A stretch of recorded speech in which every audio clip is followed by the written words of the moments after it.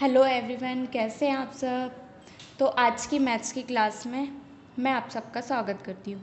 आज हम class 7th की मैथ्स में चैप्टर 3 आंकड़ों का प्रबंधन में प्रश्नावली 3.1 को सॉल्व करेंगे।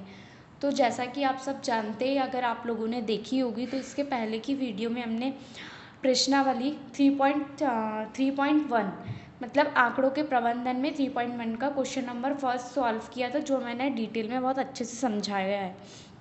अगर आपको वो वाला क्वेश्चन समझना है तो आप इसके वीडियो के डिस्क्रिप्शन में आपको लिंक दी गई है, उस पर जाकर आप वीडियो जाके देख सकते हैं। तो आज हम क्वेश्चन नंबर सेकंड आंकड़ों के प्रबंधन प्रश्नावली 3.1 3.1 में प्रश्न नंबर 2 को सॉल्व करेंगे। प्रश्न नंबर 2 है, कक्षा के एक मूल्यांकन में प्राप्त किए गए निम्नलिखित अंकों को एक सारणीबद्ध रूप में संगठित कीजिए। हमारे पास अंक दिए 4, 6, 7, 5, 3, 5, 4, 5, 2, 6, 2, 5, 1, 9, 6, 5, 8, 4, 6, 7। अब हमारे पास इसमें 4 क्वेश्चन दिए हैं। इसी के अंडर में सबसे बड़ा अंक कौन सा है, सबसे छोटा अंक कौन सा है, इन आंकड़ों का परिसर क्या है, अंकगणितीय माध्य ज्ञात कीजिए। तो इसके लिए हमें एक क्वेश्चन में दिया है कि हमें एक सारणीबद्ध रूप में संगठित करना है। तो इसके लिए पहले हम 3 कॉलम बनाएंगे, जिसमें हम एक में हम अंक लिखेंगे, दूसरे में हम मिलान चिन्ह बनाएंगे, बारंबारता मतलब विद्यार्थियों की संख्या लिखेंगे। तो मिलान चिन्ह क्या होता है वो हम बताएंगे। 1 मतलब 1, 2 मतलब 2 और 5 ऐसे ही हम लोग लाइनें खींचते हैं। और 5 होता है जब हम ऐसे में टेढ़े में तिरछे में एक लाइन खींचते हैं, तो वो हमारा 5 कहलाता है। फिर से अगर हमें स्टार्ट करना हो तो हम 5 के बाद 1, 2, 3 फिर स्टार्ट करते हैं। तो आइए स्टार्ट करते हैं। तो पहले हमारे पास अंक है 1, ठीक है। एक अंक हमारे पास देखिए यहाँ पे एक ही बार दिया गया है, तो मिलान चिन्ह हमारे पास हम 1 बनाएंगे। और बारंबारता मतलब इसकी ये कितनी बार रिपीट हुआ है, एक ही बार आया है, इसलिए बारंबारता में 1। फिर दूसरा अंक लेंगे हम। दूसरा अंक कितनी जगह दिया गया है, देखिए आप ध्यान से, 1 और ये 2, फिर उसके बाद 2 नहीं है, इसलिए हमने मिलान चिन्ह में 2 लाइनें खींची और इसमें बारंबारता में हमारा 2 आएगा। फिर है हमारे पास अंक 3 मतलब 3। अंक 3 देखिए हमारे पास सिर्फ एक ही जगह, बाकी कहीं रिपीट नहीं हुआ है, इसलिए मिलान चिन्ह में हम 1 लाइन खींचेंगे और यहाँ पे बारंबारता में भी 1 लिखेंगे। फिर उसके बाद है अंक हमारे पास 4 देखिए हमारे पास 1, 2 और 3 ही बार दिया है, 3 के बाद नहीं दिया गया है। तो हम मिलान चिन्ह बनाएंगे, 3 लाइन और बारंबारता में 3 लिखेंगे। फिर ये हमारे पास अंक 5। तो अंक 5 में हमारे पास देखिए अंक 5 कितनी बार है, 1, 2, 3, 4 और ये 5 बार है। तो हम 4 लाइन खींच के और एक तिरछे में खींचेंगे, वो हमारी 5वीं लाइन कहलाएगी।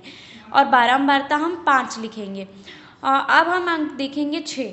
तो 6 अंक 1, 2, 3 और ये 4 बार रिपीट हुआ है, तो 4 बार हमने मिलान चिन्ह बनाया और इसका बारंबारता 4 लिखी। 7 अंक को देखेंगे। 7 अंक हमारा आप देख सकते हैं यहाँ पे 1 और 2 जगह, सिर्फ 2 जगह रिपीट हुआ है, इसलिए हम 2 यहाँ पे मिलान चिन्ह में 2 लाइनें खींचेंगे और यहाँ पे बारंबारता में 2 लिखेंगे। फिर हम देखेंगे हमारा नेक्स्ट अंक है 7 के बाद 8 को हम देखेंगे यहाँ पे कितनी बार रिपीट हुआ है, कितनी बार दोहराया गया है।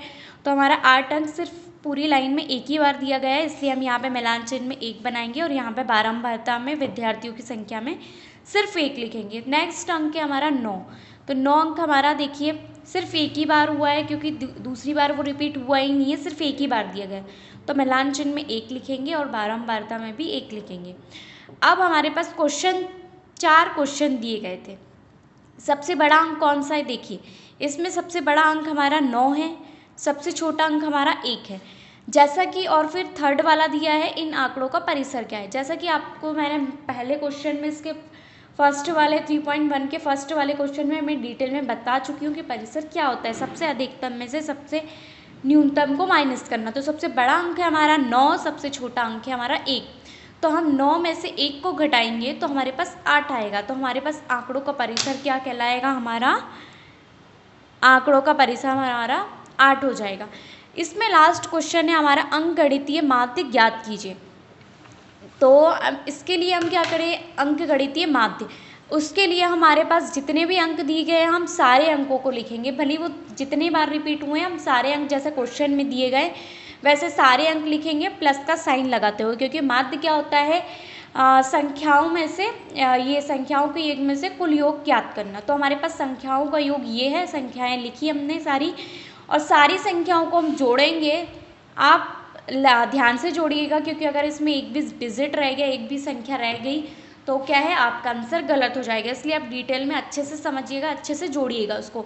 तो हमने इन सबको जोड़ा तो हमारे पास 100 आया, और नीचे हमारे पास कुल योग है 20, क्योंकि हमारे पास टोटल 20 संख्याएं दी गई है। हमने जोड़ा तो इसमें 20 संख्याएं, नीचे मतलब काउंट किया 1 2 3 ऐसे काउंट किया तो 20 है, ये 20 है, और इनको जोड़ेंगे तो कितना आएगा 100। अब हम 100 में 20 का भाग हम 100 में देंगे तो 0 से 0 कैंसिल हो गया, 2 पंचे 10, तो हमारा अंक गणितीय माध्य क्या आया 5। तो ये हो गया हमारा प्रश्न नंबर 2। अगर इसमें आपको कोई डाउट है या कोई चीज़ समझ में ना आई हो या कोई डाउट हो या आपको और इजी तरीके से समझना हो तो आप प्लीज़ हमें कमेंट करके बता सकते हैं। इसके बाद हम चलते हैं क्वेश्चन नंबर 3। तो आइए हम देखते हैं प्रश्न नंबर 3। प्रथम 5 पूर्ण संख्याओं का माध्य ज्ञात कीजिए। जैसा कि हम सब जानते हैं कि प्रथम 5 पूर्ण संख्याएं कौन सी होती हैं, 0 1 2 3 और 4 है। इसलिए प्रथम 5 पूर्ण संख्याओं का माध्य निकालने के लिए हम संख्याओं का कुल योग मतलब कुल संख्याएं, तो संख्याओं का योग हम ऊपर वाली संख्याओं का योग जोड़ेंगे और नीचे कुल संख्याएं हमारे पास 5 है, क्योंकि हमें 5 पूर्ण संख्याओं का माध्य ज्ञात करना है। तो इनका संख्याओं का योग कितना आएगा हमारे पास 10, क्योंकि 0 और 1 1, 1 और 2 3, 3 और 3 6, 6 4 10, ठीक है। तो 10 और भाग देंगे उसमें हम 5 का, तो 5 एकम 5, 5 दूनी 10। अतः प्रथम 5 पूर्ण संख्याओं का माध्य कितना है 2 है। एक को देखते हैं, ये वाला प्रश्न नंबर 3 हो गया। प्रश्न नंबर 4 है, 4 है, एक क्रिकेट खिलाड़ी ने 8 पारियों में निम्नलिखित रन बनाए। तो इसमें हमारे पास देखिए यहाँ पे रन बना, यहाँ जो उन्हें रन बनाए यहाँ पे दिए गए हैं 58 46 40 35 46 और 45 0 और 100, ठीक है। तो उसका माध्य स्कोर या रन ज्ञात कीजिए। तो कुल पारियाँ उसने कितनी खेली 8 पारियाँ। रनों का माध्य कैसे निकालेंगे, रनों का योग अथवा कुल बटे में कुल पारियाँ। तो रनों का योग हम पूरे जो रन बनाए वो ऊपर लिखेंगे और नीचे कुल पारियाँ हमारी कितनी खेल ली है उसने 8 पारियाँ, तो 8 लिखा, ठीक है। तो ऊपर की हम जब संख्याएं सारी संख्या मतलब कुल रनों को हम जोड़ेंगे तो हमारे पास 400 आएगा। इसको भी आप ध्यानपूर्वक जोड़िएगा, 400 आएगा, नीचे कुल पारियाँ हैं 8। अब हम 8 में 8 का भाग 400 में देंगे तो हमारे पास आंसर आएगा 50। अतः खिलाड़ियों का माध्य स्कोर 50 है। तो वीडियो को ज़्यादा लंबा ना करते हुए, क्योंकि अगर इसके आगे के हम सॉल्यूशन बताएंगे तो वो वीडियो भी लॉन्ग हो जाएगी और इतना एकदम से समझना भी मुश्किल होता है। तो आप बेहतर होगा कि आप क्वेश्चन नंबर 2 3 4 को अच्छे से समझ लीजिए, अच्छे से कर लीजिए। अगर आपको उसमें डाउट आता है या कोई इजी सॉल्यूशन और इजी वे में आपको समझना है तो आप हमें कमेंट करके बता सकते हैं। और आपको इसके पहले की और इसके बाद की वीडियो चाहिए तो आपको डिस्क्रिप्शन में नीचे लिंक दिया जाएगा, आप उस पर लिंक करके आसानी से वीडियो देख सकते हैं। और अगर आपको वीडियो अच्छी लगती है, सॉल्यूशन अच्छे लगते हैं तो हमारे चैनल को लाइक करें, सब्सक्राइब करें एंड शेयर करें। Thank you for watching. मिलते हैं नेक्स्ट वीडियो में और नए क्वेश्चंस के साथ। तब तक के लिए बाय बाय, टेक केयर।